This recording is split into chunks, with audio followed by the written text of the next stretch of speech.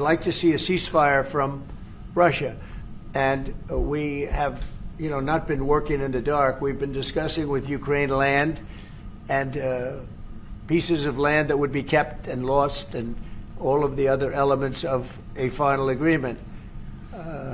There's a power plant involved, a very big power plant involved. Who's going to get the power plant, and who's going to get this and that? And so, it's not an easy process.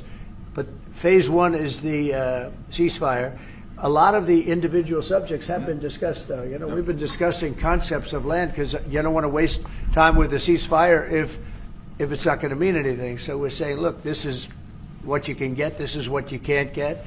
They discussed NATO and being in NATO, and everybody knows what the answer to that is. They've known that answer for 40 years, in all fairness.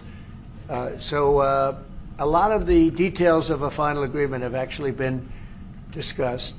Now we're going to see whether or not Russia's there, and if they're not, it'll be a very disappointing moment for the world. We're going to be discussing a lot of things. Obviously, we'll be discussing what's happening with respect to Ukraine and Russia.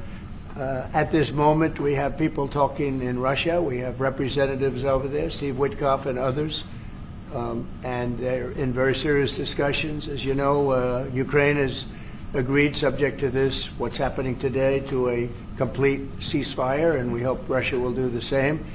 Thousands of people are being killed, young people, usually, mostly young people. We were just talking about it. Thousands of young people are being killed a week, and we want to see that stop. And they're not Americans, and they're not from the Netherlands for the most part. No. They're from Russia, and they're from Ukraine, but they're people. And I think everybody feels the same way. We want it to stop. It's also a tremendous cost to the United States and to other countries.